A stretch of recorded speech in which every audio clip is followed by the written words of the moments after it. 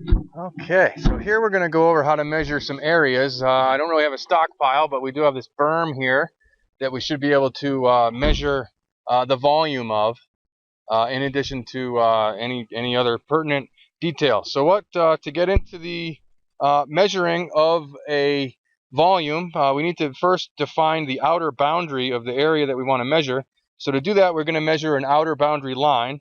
To measure lines, we'll hit the little measurement type icon in the bottom right there. We're going to go to new line. We're going to call this one vol 1, and then this is going to be a volume boundary. I'll hit accept, and that's going to get me into a line mode. So I'm just going to kind of do a couple points around the edges here, over the at the base of the berm, or kind of the edge of the area that we actually want to go ahead and measure the volume of. So we'll go down into the pit over here, just kind of get some measurements around the bottom.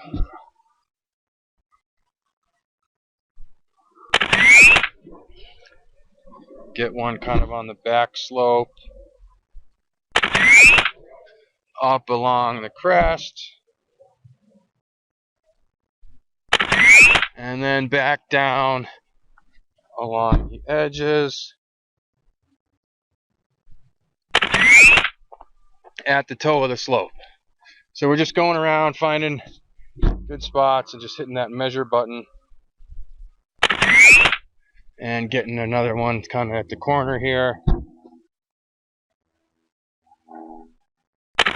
And then once you want to get near closing it, you don't have to measure exactly at the same point, and actually you can go ahead and to close it automatically, just switch back over to point measurement, and you can hit accept, and that'll close out the volume. So panning around, you can see we've got a box there. Now the next thing we're going to need to do is measure a break line along the top of the berm. So I'm going to go ahead and enter into that point mode again. I'll hit new line, and instead of a volume boundary, I'm going to do break line, and I'll just call this one top of the road, or sorry, of the berm. Kind of get on it, and I'm just going to measure just a line right along the crest of it. So if you're a stockpile, you'd actually need to get up and on the top of the stockpile and walk it. There's some alternative methods that we'll go over too. Measure a few points right along the top, kind of at prominent, any place that there's a prominent break in the slope, and then just otherwise right along the crest. Hopefully I get my receiver back, and it's back. A little hiccup there, but we're back.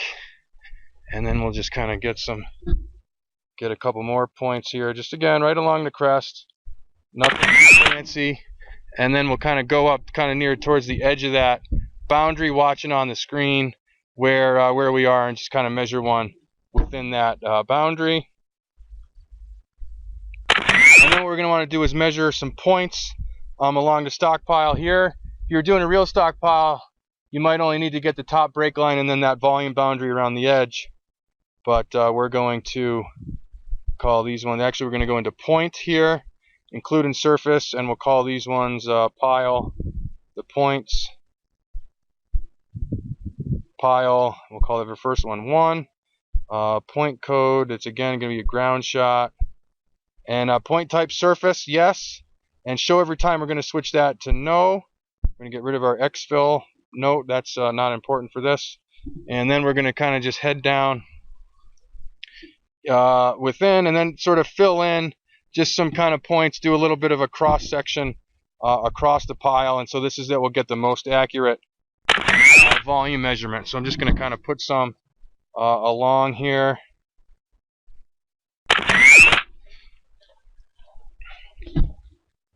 Get some along the surface of the area that we want to measure.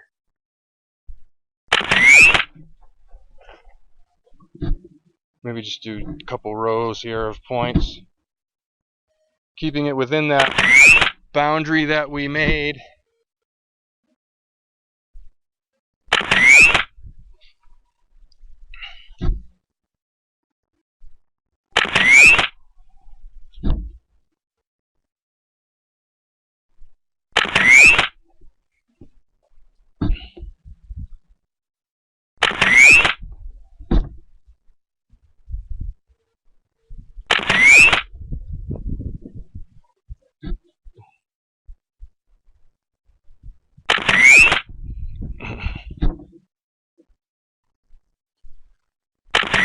and one more kind of along the front edge here, just so we get some points so we can get a more accurate kind of measurement.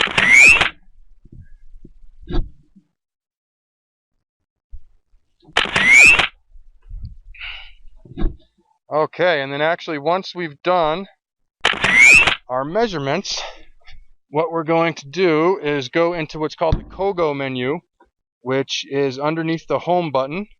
The COGO, which means coordinate geometry. We're going to review and edit data. And by default, the command is already selected. It's that little highlighted yellow box at the top. And if you want to know what every command is, you can hit the question mark. That brings up a list of the different commands that we have available. But here we're going to do the compute volume. So it's going to ask to select a boundary. So we're going to click on the boundary. And then we're going to be able to determine a couple different factors here. There's a few different ways to measure a volume. So one of them being, the stockpile. You can type in expansion or contraction things. If you're excavating or actually compressing into a hole.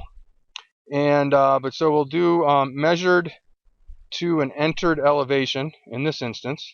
So the entered elevation would be one, so that's going to make a flat plane at the bottom of the volume calculation. So what I'm going to do is I'm actually going to go ahead and pick a point from my point name list here, and I think I should just be able to find the drag down.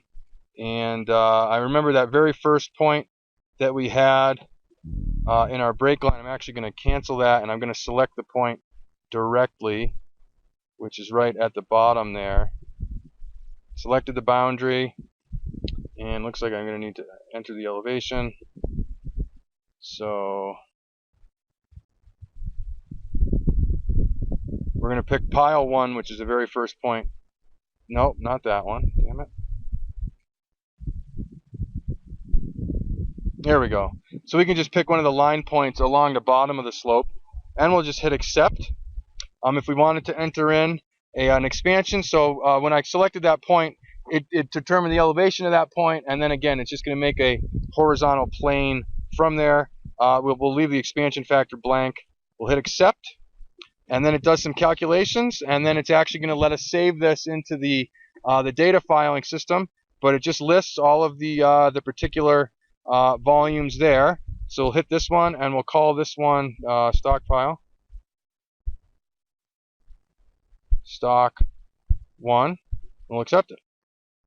So the other way you can, what you can do with a volume, the other option is if we're going to select the volume again. So that was measured to entered elevation, but here if we actually select stockpile, we can just kind of basically hit that, and it'll be just based upon the surface elevation of that bottom outer boundary.